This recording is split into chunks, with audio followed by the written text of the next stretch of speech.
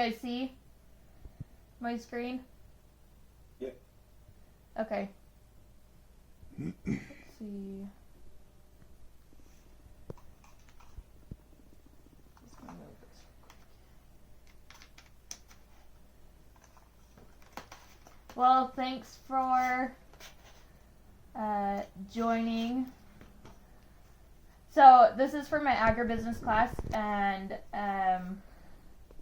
pretty much half of the semester we've been learning about different businesses and like how they're run, the value chain, and I'll talk about like the value chain of trout farming, what is a value chain, and what the processes are of going through trout farming from beginning to end.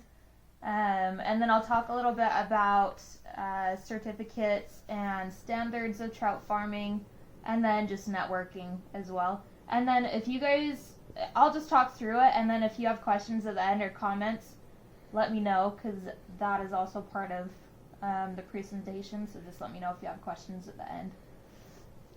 Okay, so trout farming in Utah. Okay, so the trout farm value chain. So a value chain is the process of a product which takes it from beginning to end. And if you look at the blue arrows, that's kind of what a value chain is.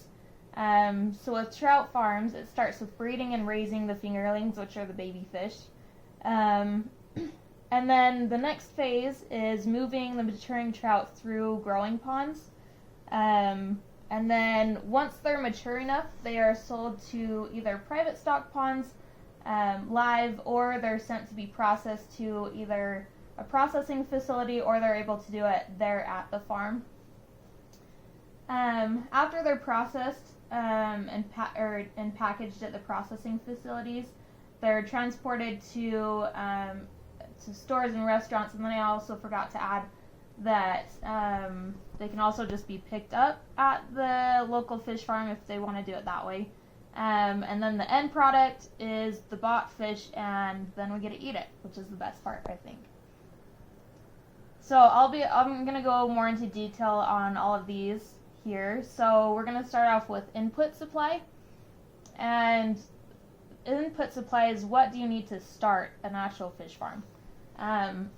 And so the activities are, to start a fish farm, you need to be able to have fish for breeding, or to be able to buy the fish from other fish farms to start off, and then raising the fingerlings, which you can see in this picture here, the tiny little trout that start off.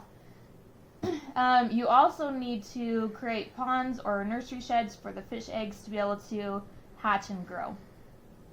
The actors are the people that are involved in this process. So the main actors in the input supply are one, the fish farmer, and then the veterinarian. Some of the biggest things here are that your inputs are getting the fingerlings, getting the stock tanks, fish food that you'll need to feed the fish, testing your water, making sure you have nursery buildings that have proper temperature regulations for the fish, and then the standards and certifications met, which means that you're testing your fish, you're testing the water, making sure there's no diseases or anything, and that's where the veterinarian comes in, is to be able to check those things. Your output is what you get out of the input, which is maturing trout. That's what all of this is about right now with input, is just making sure that you can get to the point where you have mature trout. Some of the challenges of input supply is local laws. Diseases can be a big thing, temperature changes in the weather, and power outages. With local laws, you have to make sure that the water that's leaving the fish farm isn't getting into like local rivers or anything that can cause disease to the wild fish. So that's something that you have to be careful of, and that's part of your standards and certifications when you start a fish farm.